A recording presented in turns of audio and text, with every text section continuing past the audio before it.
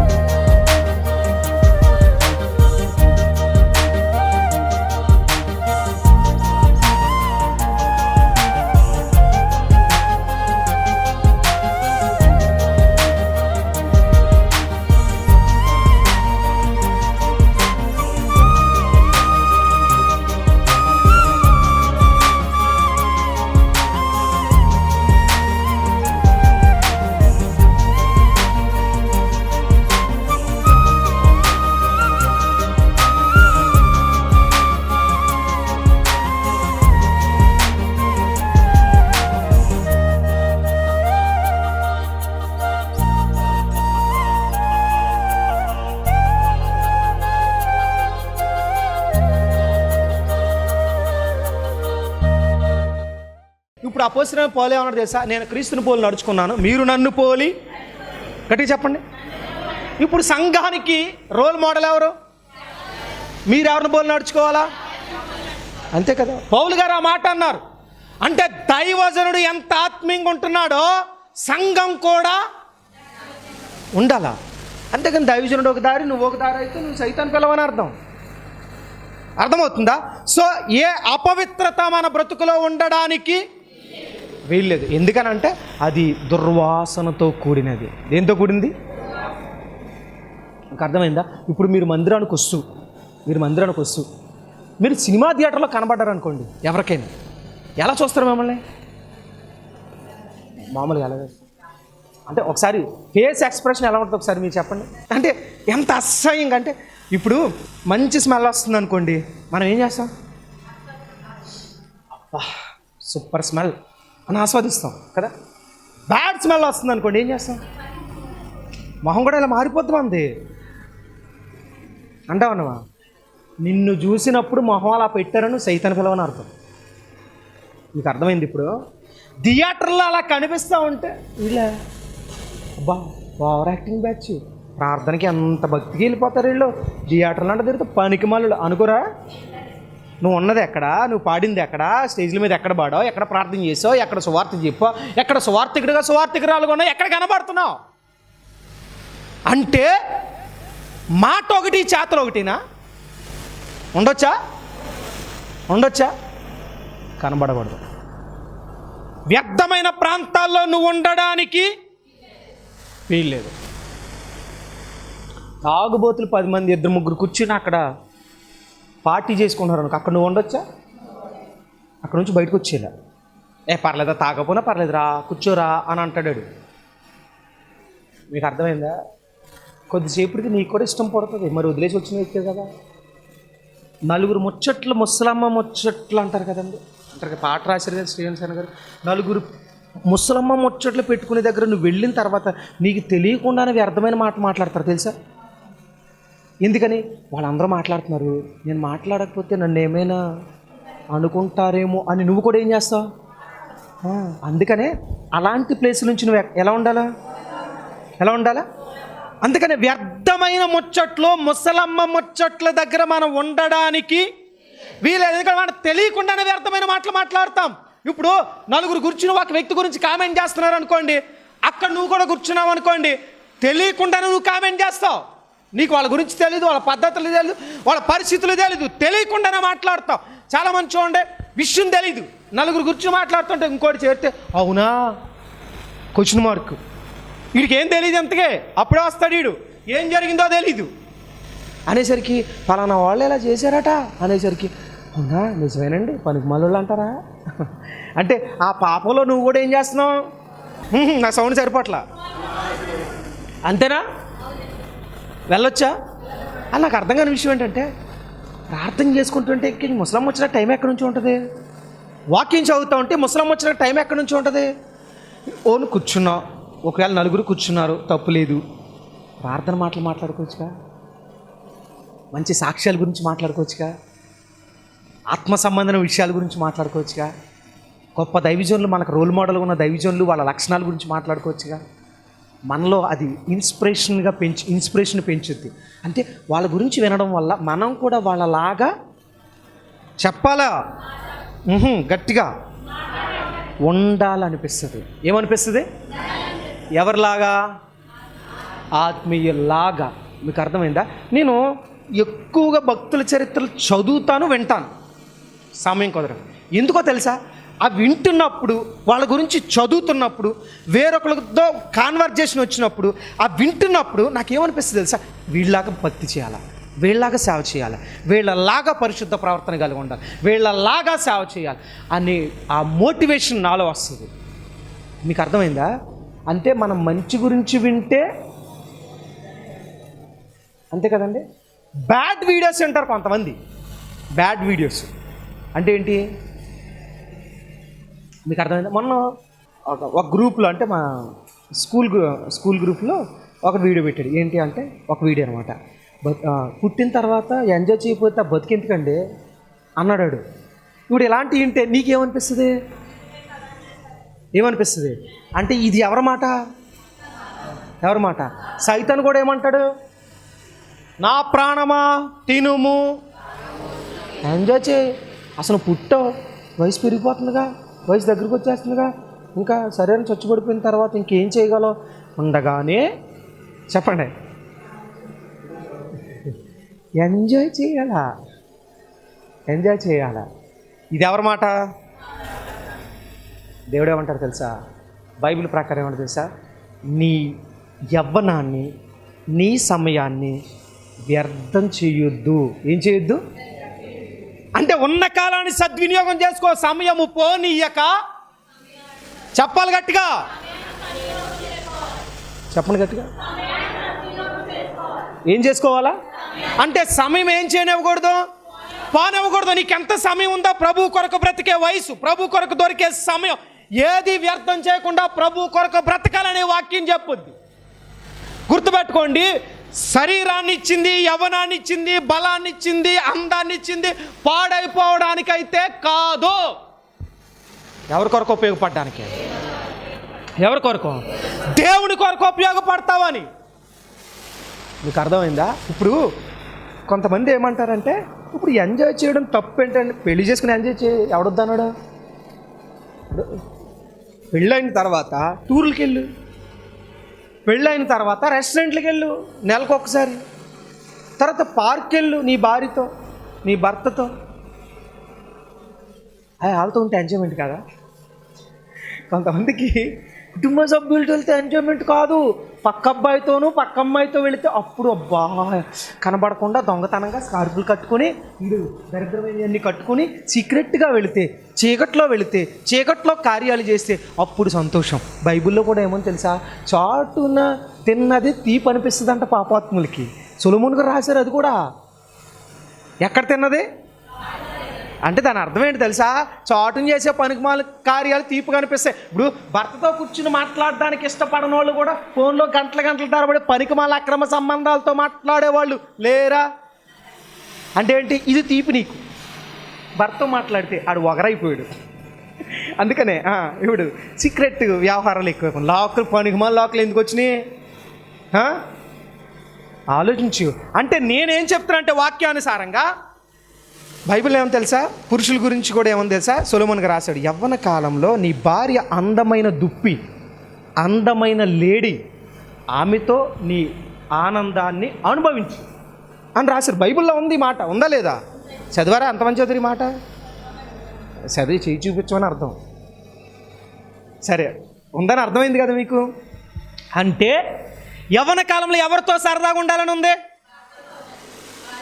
భార్య అయితే భర్తతో, అంతే కదా. మరి ఇది సరదా కాదా? కానీ చాలామందికి అది సరదా కాదు. వాడు అంటాడు, మా ఆవిడ తప్ప అందరూ అందంగానే కనబడుతున్నారండి అన్నాడు.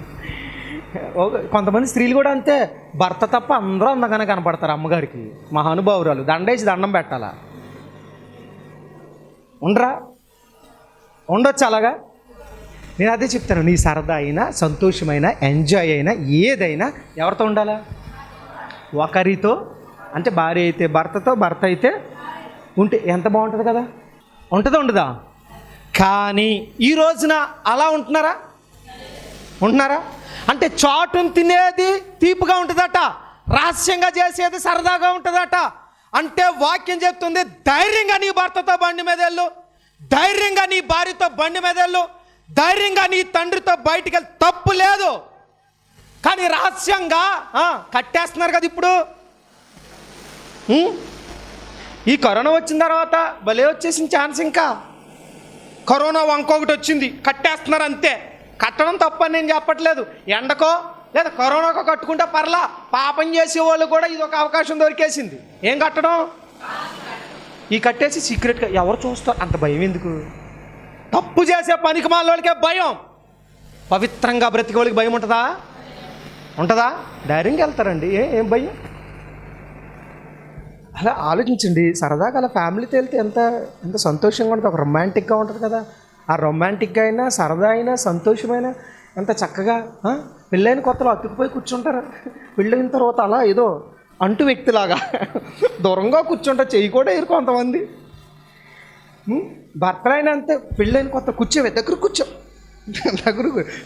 దొరకజా. కొన్ని రోజులు పోయిన తర్వాత ఈ బ్యాచ్ ఉంటారు కొంతమంది. అప్పుడు ఇప్పుడు ఒకేలా ఉండొచ్చు కదా, అప్పుడు ఇప్పుడు అలాంటి ప్రేమ కలిగి ఉండొచ్చు కదా. ఎప్పుడు దగ్గరగా కూర్చోని, దగ్గరగా ఉండాలని ఆసక్తి. మీకు ఒకటి తెలుసా, దాంపత్య జీవితంలో ఎంతైతే సరదాగా ఉంటామో అంత అట్రాక్టివ్గా ఉంటుంది సంసారం. కానీ ప్రాబ్లం ఎక్కడ వస్తుందంటే కుదరదు. అలాగా బయట వాళ్ళందరితోనూ సరదాగా మాట్లాడతాడు ఒక దరిద్రుడు, భార్య దగ్గర మాత్రం ఒక సరదా ఉండదు, సంతోషం ఉండదు, ముచ్చి మొహం వేసి తిరుగుతాడు. అక్కడ ఆవిడ అనుకున్న వీడు మొహం చూస్తే దరిద్రం అనుకుంటారు కొంతమంది, అడుగుంటారు అనుకోరా. అరే నాకు అర్థం కాని విషయం ఏంటంటే, బయట ఎంత సంతోషంగా ఉన్నప్పుడు కోపతాపాలు ఉంటాయండి, అప్పుడప్పుడు ఉండాలి కూడా. కొంతమంది ఏమంటారంటే, కొంతమంది మంచి భార్య భర్తల మధ్య అంట గొడవే రాదంట. ఎవరు చెప్పారు? బైబిల్లో ఉందా అలాగని? గొడవలు రావాలా, సమస్యలు రావాలా, అలకలు ఉండాలా, బ్రతిమాలడాలు ఉండాలా, కోపగించుకోవడాలు ఉండాలా. ఇవన్నీ ఉంటేనే సంసారం అవుద్ది.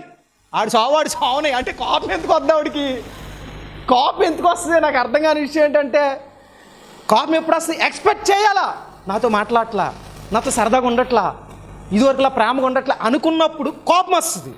ఉండలేకపోతే అలాగా తన పార్ట్నర్, భార్య కానీ భర్త కానీ. ఇప్పుడు ఎక్స్పెక్ట్ చేయలేదనుకోండి, కోపం వస్తుందా? రాదు. అంటే కోపం వస్తుంది అంటే వాళ్ళిద్దరి మధ్య ఏముందని అర్థం. గట్టిగా చెప్పాలా, గట్టిగా. స్వరం రావట్లేదేటమ్మా? ఏముందని రావట్లేదంటే ఇప్పుడు చెప్పండి, గొడవలు రావడం మంచిదా చెడ్డదా? రావాలండి, ఉంటేనే ప్రేమ ఉందని అర్థం. అప్పుడప్పుడు కొట్టుకోవాలా, అప్పుడప్పుడు తిట్టుకోవాలి, అప్పుడప్పుడు అలకలు ఉండాలా, అప్పుడప్పుడు బ్రతిమాలించుకోవాలి, అప్పుడప్పుడు పుట్టింటికి వస్తే ఆడొచ్చి బతులాడాలా. కొంతమందికి నచ్చదు ఇది, మన బ్రదర్స్కి నచ్చట్లేదు. అన్న మేము వెళ్ళమన్నా, పుట్టింటికి వెళ్ళమన్నా. వెళ్తారు మరి, అప్పుడప్పుడు వెళ్తారు, వెళ్ళాలా. కోపం వచ్చినప్పుడు అక్కడికి వెళ్ళకపోతే ఎక్కడికి వెళ్తే ఇంకోటి దగ్గరికి వెళ్తుందా? అంతే కదండి. ఒక్క ప్లేసే ఉంటే అక్కడికి వెళ్తుంది. రాంగ్ యాటిట్యూడ్ ఉంటే ఇంకోటితో చెక్కేద్దు. మరి అలా చెక్కేసేవాళ్ళు లేరా? కాబట్టి గుర్తుపెట్టుకోండి, దాంపత్య జీవితంలో అపవిత్రత లేకుండా పరిమళ వాసనంగా, సంతోషంగా, హ్యాపీగా ఉండాలి అంటే ఖచ్చితంగా చెప్తున్నా, అలకలు ఉండాలి, గొడవలు ఉండాలి, సమస్యలు ఉండాలి, సర్దుకుపోవడాలు కూడా ఉండాలి. అవన్నీ ఉంటేనే హ్యాపీనెస్. ఏమీ లేకపోతే బోరింగ్. నేను మళ్ళీ చెప్తున్నా, ఎప్పుడు మా గొడవలు రావు, నువ్వు బోరింగ్ ఫ్యామిలీ మీద. ఇంకా మామూలుగా చెప్పట్లే. కానీ ఎవరైనా గొడవలు లేవన్న వాళ్ళు ఒకళ్ళు ఉంటారా? కానీ అవి శృతి మించితే ప్రమాదం. ఈ పాయింట్ నోట్ చేసుకోండి. ఏ అయినా ఒక బౌండరీస్ ఉంటాయి. ఆ బౌండరీ లోపల ఎన్ని జరిగినా బాగుంటుంది, ఫ్యామిలీ లైఫ్ బాగుంటుంది, సర్దుకుపోవడానికి బాగుంటుంది. బట్ వన్స్ ఒక్కసారి ఆ బౌండరీ దాటితే కాపురాలు కూడా కూలిపోతాయి. బాగా గుర్తుపెట్టుకోండి. అంటే అవన్నీ ఆ మధ్యలోనే జరగాలి. ఒకళ్ళు కోపం వచ్చినప్పుడు తగ్గిపోవడం, అలాగ వచ్చినప్పుడు ఇంకోళ్ళు బ్రతులాడడం. ఇద్దరు బిగిసిపోయి కూర్చున్నాను రాళ్ళలాగా కుదురుద్దా? ఒకళ్ళు బిగిసిపోయినప్పుడు ఒకళ్ళు వాటర్ కొట్టాలా. అంటే ఏంటి? ఆ రాయి కొంచెం మెత్తబడుతుంది. నేను కొట్టను, నేను రాయినట్టు రాయి కలుసుకుంటే నిప్పొద్ది. ఏమొద్ది? వాస్తవంగా అంతే కదా. ఇద్దరు రాళ్ళలాగుంటే కుదరదు. ఒక రాయి అనుకోండి, ఇంకోటి కొంచెం వాటర్ లాగా దాన్ని మెత్తదనం చేసే వ్యక్తిలాగా ఉండాలా. అంటే రూపాలు మార్చుకుంటూ ఉండాలి. ఒక్కొక్కరు స్టోన్ లాగా అయిపోతే ఒకరు వాటర్ కొట్టాలా, ఇంకొకసారి భారీ స్టోన్ లాగా అయిపోతే భర్త వాటర్ కొట్టాలి. అంటే కొంచెం కూల్గా. ఒకవేళ ఇంకో సీక్రెట్ చెప్తానేనండి. ఒకవేళ ఎప్పుడైనా మీకు కోపం వచ్చిందనుకోండి, మీరు మంచిగా ఉన్నప్పుడు బాగున్నప్పుడు మీ మీద ప్రేమ చూపించినప్పుడు అవన్నీ ఒకసారి గుర్తు చేసుకుంటే కోపం అంతా ఏమైంది గుర్తు చేసుకోరుగా. ఇదివరకు నిన్ను బాధ పెట్టినయే గుర్తు చేసుకుంటారు అప్పుడు కూడా. అప్పుడు అమ్మాయిలు అయితే అబ్బా బాగా గుర్తు పెట్టుకుంటారు, మంచి గుర్తు పెట్టుకోరు. కానీ కొంతమంది, నేను అందరూ అన్నాను, అప్పుడు కూడా ఇలాగే చేసావు, పెళ్ళిన కొత్తలో కూడా ఇలాగే చేసావు. ఇవన్నీ ఎవడు చెప్పమన్నాడు? మంచిగా ఉన్నప్పుడు హ్యాపీగా చూసుకున్నప్పుడు సందర్భాలు ఉంటాయి కదా, అవి బయట పెట్టవచ్చుగా. అప్పుడు ఆటోమేటిక్గా మనసు తేలికవుతుంది. అవుదా? కానీ ఇవి చేయరు కొంతమంది. ప్రాబ్లం ఎక్కడ వస్తుందంటే అక్కడే వస్తుంది. అందుకే చెప్తున్నా, ఏదైనా బౌండరీలో ఉండాలా. ఆ బౌండరీ దాడితే కుటుంబ జీవితం కూడా విచ్ఛిన్నమైపోయే ప్రమాదం. ఈ విషయం బాగా గుర్తుపెట్టుకోండి. సో కోపాలు రావచ్చు, ఎవరో కూడా ఘర్షణ రాని కుటుంబం ఉండకపోవడమే మంచిది. అర్థమైందా? కాబట్టి ఈ విషయం గుర్తుపెట్టుకోండి. ఎప్పుడైతే ఇవన్నీ ఉంటాయో పరిశుద్ధతను కోల్పోకుండా ఉంటారు. నేను మళ్ళీ చెప్తున్నా, భార్యాభర్తలు ఇప్పుడు కూడా సమయాన్ని ఇచ్చుకోవాలి. ఏమి ఇచ్చుకోవాలండి? సమయాన్ని ఇచ్చుకోవాలి. సమయం ఇవ్వలేకపోతే ఆ కుటుంబం, ఇప్పుడు నువ్వు చూసుకోవాల్సిన బాధ్యతగా నువ్వు చూసుకోలేకపోతే ఖచ్చితంగా వాళ్ళు వేరొకరి నుంచి ఎక్స్పెక్ట్ చేసే ప్రమాదం. ఇప్పుడు ఈ రోజున చాలామంది అక్రమ సంబంధాలకు వెళ్ళిపోవడానికి కారణం కూడా అదే కదండి. ఇప్పుడు నిన్న 2 days బ్యాక్ ఎప్పుడో ఫేస్బుక్లో అనుకుంటా ఎవరిదో ఒక ఫ్యామిలీ ఇష్యూ జరుగుతుంది. వేరే వాళ్ళతో పట్టుకుందంటే పెద్ద ఇష్యూ చేస్తుంది ఆవిడ. కింద కామెంట్స్ చదివాను నేను. కామెంట్ చేస్తే, అమ్మ 3 సంవత్సరాలు మొగుడిని వదిలేసి వెళ్ళిపోయి ఇప్పుడు ఎవరితో 3 సంవత్సరాలు ఉప్పు కారం తింటున్నాడు కదాడు అని పెట్టాడు ఒకడు కామెంట్. నిజంగా చెప్తాను, ఒకవేళ ఉన్నాయి గొడవ, మళ్ళీ వచ్చేయచ్చు కదా. వీళ్ళన్నా బతిమాలలో ఆవిడన్నా వచ్చేయాలి కదా. 3 ఏళ్ళు 4 ఏళ్ళు దూరంగా ఉంటే, మళ్ళీ చెప్తున్నాను, భార్యాభర్తలు ఎంత దూరంగా ఉంటే అంత అక్రమ సంబంధాలకి తావిచ్చిన వాళ్ళు అవుతారు. దాంపత్య జీవితంలో మాటలు ఎంత ముఖ్యమో ఫిజికల్ రిలేషన్ కూడా అంతే ఇంపార్టెంట్. వయసులో ఉన్నప్పుడు అనుభవించాలా. సెక్సువల్ రిలేషన్ తప్పు కాదు. బైబిల్లో ఆదాము అవ్వను సృష్టించినప్పుడు పిల్లలు పుట్టడానికి కారణం రిలేషన్ కాదా? అది ధర్మబద్ధంగా ఉండాలా, దేవుడు ఏర్పాటు చేసిన క్రమంలో ఉండాలా. దూరంగా ఉండడం తప్పు, అది వాక్యానికి విరుద్ధం. 10 రోజులు ఉన్నావు, నెల రోజులు ఉన్నావు, 2 నెలలు ఉన్నావు, సంవత్సరం పొడిగినా కూడా దూరంగా ఉండేవాళ్ళు లేరా? అక్కడే అక్రమ సంబంధాలకి తావిచ్చిన వాళ్ళు అవుతారు. గుర్తుపెట్టుకోండి, అంతకాలం దూరంగా ఉండడం అది వాక్యానికి విరుద్ధం. ఈగోలికి పోయి కొంతమంది అలా ఉండట్లేదా? అప్పుడేమవుద్దండి? నేను మళ్ళీ చెప్తున్నాను, ఈ మాట వినేది ఎవరైనా సరే ఇలాంటి విషయాలు బయట చెప్పొచ్చు వాక్యానుసారం. కుటుంబాలు పతనం అయిపోవడానికి ఈరోజు ఎంతోమంది కాల్ చేసి చెప్తున్నారు, అన్న నా భర్త అక్రమ సంబంధాలు పెట్టుకున్నాడు, నా భార్య అక్రమ ఎందుకు? నువ్వు ఇవ్వాల్సిన సమయం, గడపాల్సిన సమయం నువ్వు గడపకపోతే ఆటోమేటిక్గా యవ్వన కాలంలో ఉన్నప్పుడు తప్పు జరగడానికి ప్రమాదం ఉంది. దీంట్లో సందేహం లేదు. అది వాక్యానుసారం. ఈ పాయింట్ గుర్తుపెట్టుకోండి. సెక్సువల్ రిలేషన్ కూడా ఇంపార్టెంట్, కానీ అది మాత్రమే కాదు. కొన్ని సందర్భాల్లో భార్య బలహీనంగా ఉండొచ్చు, భర్తకు అనారోగ్యం రావచ్చు. అలాంటి సమయాల్లో తప్ప ఇద్దరు హెల్దీగా ఉంటే ఖచ్చితంగా తగ్గించుకుని, అందుకే బైబిల్లో ఏం రాశారంటే ఉదయం కోపం వస్తే రాత్రి కలిసిపోవాలట.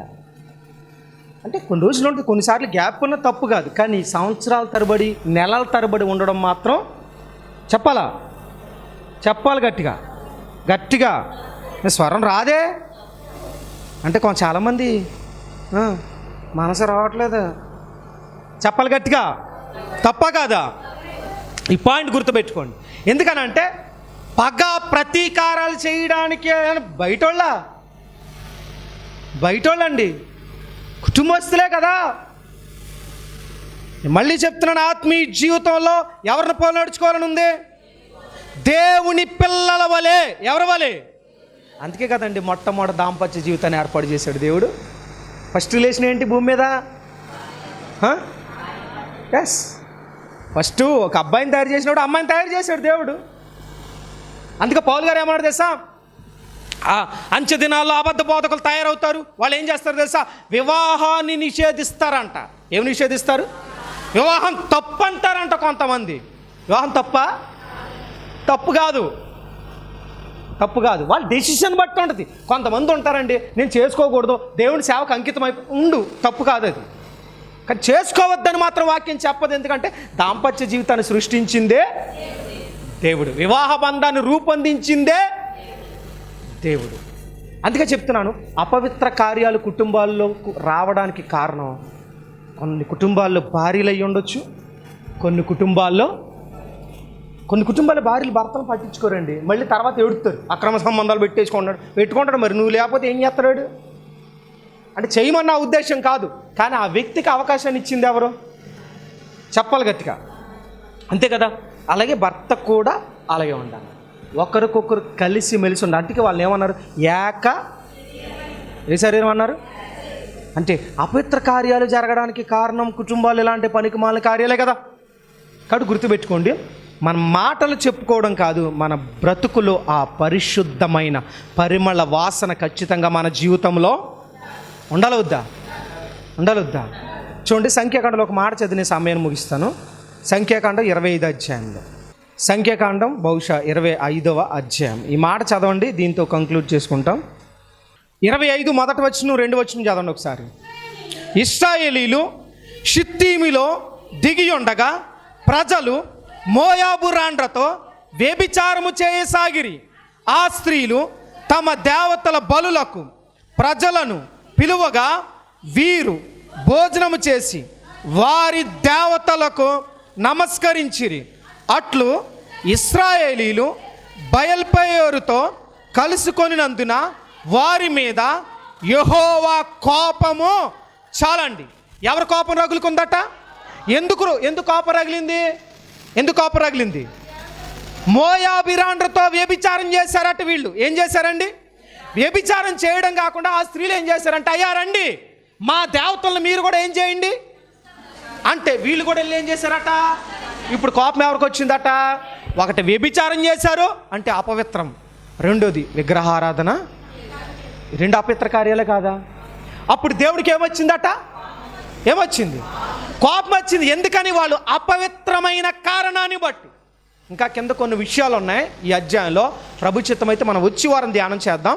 ఈరోజు ఈ కంక్లూజన్లో అంటే ముగింపులో ఒకే ఒక మాట తెలుసుకోవాల్సింది ఏంటంటే, మనం ఎవరిని పోలి నడుచుకోవాలా? ఏ వాసన రావాలా? పరిమళ సువాసన ఉండాలి అంటే ఏ అపవిత్రత మన బ్రతుకులో, మాటల్లో కానీ, చూపుల్లో కానీ, చేతల్లో కానీ, క్రియల్లో కానీ ఎక్కడ అపవిత్రత మన బ్రతుకులో ఉండడానికి వీలు, అపవిత్రతకు తావివ్వకూడదు. అంటే మనం ఏం చెప్తున్నామో ఆ సాక్ష్యం మన బ్రతుకులో, ఏం వింటున్నామో అది ఆచరించాలా, ఏం ఆచరిస్తున్నామో అది క్రియల్లో చూపించాలా. అంటే హృదయంలో ఏముందో అంతే కదండి. హృదయంలో మోసకరమైన ఆలోచనలు ఉండడానికి, అలాంటి అపవిత్ర కార్యాలు అంటే ఆలోచనలో కానీ, మాటల్లో కానీ, చూపుల్లో కానీ, ప్రవర్తనలో కానీ ఎక్కడైనా అలాంటి అపవిత్ర కార్యాలు కనుక ఉంటే మనం దుర్గంధముతో నిండిపోయాం. దేంతో అంటే దుర్వాసనతో నిండిపోయాం. నేను మళ్ళీ చెప్తున్నాను, అపవిత్రమైన అక్రమ సంబంధాలు పెట్టుకునే ప్రతి ఒక్కరూ కూడా దుర్గంధముతో. కానీ అలాంటి వాటికి అవకాశం ఇవ్వకుండా దేవుని రక్తంలో కడగబడే అవకాశాన్ని దేవుడు ఇచ్చినప్పుడు మన బ్రతుకును మనం ఏం చేసుకోవాలా? మోకరించండి, ప్రార్థన చేద్దాం. ఒక్క నిమిషం నీళ్ళు మోకాళ్ళ మీదకి వద్దాం, కళ్ళు మూద్దాం, హృదయాన్ని తెరుద్దాం. సో ఆత్మీయ జీవితంలో గుర్తుపెట్టుకోవాల్సిన విషయం ఒక్కటే ఏంటంటే, దేవా ఎక్కడ నా జీవితంలో అపవిత్రత ఉంది? మాటల్లోనా, చూపుల్లోనా, ప్రవర్తనలోనా? సున్నము కొట్టిన సమాధిలాగా పైకి ఒకటి మాట్లాడుతున్న హృదయంలో ఆలోచనలు వేరేలా ఉన్నాయి. దేవా, అలనాడు దావీదు చెప్తున్నాడు, నీతిమంతులు నన్ను గద్దించుట నాకు తైలాభిషేకం అని. గద్దింపుని తీసుకుంటున్నావా? గద్దింపు తీసుకునే పరిస్థితులు ఉన్నాయా? ఎక్కడైనా ఆత్మీయ జీవితంలో గద్దింపు తీసుకోకుండా అసహించుకునే పరిస్థితులు ఉన్నాయా? అలాంటి పరిస్థితులు ఉంటే ఈరోజే మార్చుకోవడానికి ఇష్టపడదాం. వాక్యం ద్వారా జీవితాన్ని సరిచేసుకుని ప్రభు కొరకు బ్రతకడానికి ఇష్టపడదాం. చిన్న ప్రార్థన చేద్దాం. మీ కొరకు దైవజనుడిగా నేను ప్రార్థిస్తాను. మహాపరిశుద్ధుడైన మా ప్రియ పరలోకపు తండ్రి, మీ పరిశుద్ధ నామానికి వందనాలు, స్తోత్రాలు. దేవా, ఇదిగో తండ్రి, మా జీవితాలను దర్శించారు. ఐఎమ్ ద రోజా ఆఫ్ షారోన్. షారోను పొలంలో పూయబడిన రోజా పుష్పానుకున్న లక్షణాలు మాకు జ్ఞాపకం చేస్తూ వస్తున్నారు. అది సువాసన కలిగినది. మేము పరిమళ వాసనగా ఉండడానికే ప్రభు మీ జీవితాన్ని అర్పించారు. కానీ ఎన్నో అపవిత్ర కార్యాలు మా హృదయంలో ఉన్నాయి. ఎన్నో అపవిత్ర కార్యాలు మా బ్రతుకులో ఉన్నాయి. మా మాటల్లో, మా ఆలోచనలు, మా చూపులు, మా ప్రవర్తనలు. పాటలు పాడుతున్నాం, బ్రతుకులో లేదు. వాక్యం చదువుతున్నాం, బ్రతుకులో లేదు. వాక్యాన్ని వింటున్నాం, క్రియల్లో లేవు. సున్నము కొట్టిన సమాధిలో నేను ఉన్నాను ప్రభువా. పైకి షోగా ఉన్నా, పైకి మెరుస్తూ ఉన్నా, కానీ హృదయంలో కంపే, పరిమళ వాసన లేదు. అందుకే ఈరోజు నాతో మాట్లాడావు దేవా. నా బ్రతుకును మార్చుకోవడానికి ఇష్టపడుతున్నాను ప్రభా. సున్నము కొట్టిన సమాధిలాగా శాస్త్రులు పరిచయల వలె కంపు కొట్టే దుర్గంధంతో కూడిన బ్రతుకు నా కొద్దు. ఎక్కడ పడిపోయాను? ఎక్కడ బ్రతుకును మార్చుకోకుండా? అది వివాహాల్లోనా, దాంపత్య జీవితంలోనా, వ్యక్తిగతంగానా? ఎక్కడ పాడైపోయాను? ఎక్కడ పాడైపోవడానికి ఎదుటి వారికి అవకాశం ఇచ్చాను? నా బ్రతుకును మార్చుకోవడానికి ఇష్టపడుతున్నాను ప్రభు. దైవజనుడి దగ్గర నమ్మకంగా, సంఘంలో నమ్మకంగా గద్దింపును తీసుకుని నా బ్రతుకును మార్చుకుంటూ నీ పరలోక రాజ్యానికి వారసుడిగా, పరిమళ వాసనగా మార్చబడి నీ మందిరంలో, నీ పరిశుద్ధ ఆలయంలో, నీ పరలోక రాజ్యంలో చేర్చబడి ఆ గుంపులో నేను ఉండినట్లు సహాయం చేయి ప్రభువా అని ఎవరైతే తీర్మానం చేసుకున్నారో వారి తీర్మానం స్థిరపరిచి, బలపరిచి అంతం వరకు నమ్మకం ఉండే భాగ్యాన్ని దయచేయమని యేసుక్రీస్తు నామములో ప్రార్థిస్తూ అడిగి వేడుకొంచున్నాం మా పరమ తండ్రి. ఆమేన్, ఆమేన్. ఈ యొక్క ఆధ్యాత్మిక కార్యక్రమంలో ఈ వాక్యం ద్వారా మీరు బలపడినట్లయితే ఈ కార్యక్రమాన్ని ప్రోత్సహించండి, బలపరచండి. అలాగే మీ సమస్యలు ఏమైనా తెలియచేయాలి అని ఆశపడితే ఈ స్క్రీన్పై స్క్రోల్ అవుతున్న నెంబర్లకు మీరు కాల్ చేయండి. అలాగే మీ ప్రార్థన అవసరాల కొరకు ప్రేయర్ చేయడానికి సేవకుడిగా నేను ఇప్పుడు సిద్ధంగా ఉన్నాను. అలాగే నా వర్తమానాలు మీ ప్రాంతాల్లో వినబడాలి అని ఆశపడితే ఎవరైనా సరే దైవ సేవకులు కానీ మరి ఎవరైనా ఈ స్క్రీన్పై కనబడుతున్న నెంబర్లకు మీరు కాల్ చేయొచ్చు అని ప్రభు పేరిట తెలియజేస్తున్నాను. అలాగే నా వర్తమానాలు మీరు ఇంకా వీక్షించాలి అని ఆశపడితే బ్రో ఎం శ్యామ్ అనే యూట్యూబ్ ఛానల్ ద్వారా కూడా నా వర్తమానాలు అనేకమైన యూట్యూబ్లో ఉన్నాయి కనుక వాటిని కూడా మీరు వీక్షించి ప్రభు యొక్క దీవెనలు పొందుకోవాలని, ఆధ్యాత్మికంగా బలపడాలని ప్రభు పక్షాన తెలియచేస్తున్నాను. ఈ దీన సేవకుడి కొరకు, ఈ దీన పరిచయం కొరకు మీ యొక్క అనుదిన ప్రార్థనలో జ్ఞాపకం చేసుకోవాలని ప్రభు పేరిట మీ అందరినీ కూడా తెలియచేస్తున్నాం. God bless you, God bless you all. దేవుడు మిమ్మల్ని దీవించునుగాక. ఆమేన్. మా అడ్రస్ బేతేలు ప్రార్థనా మందిరం, ఇందిరా కాలనీ, జీడిపిక్కల ఫ్యాక్టరీ ఎదురుగా, దొండపూడి రోడ్, గోపాలపురం.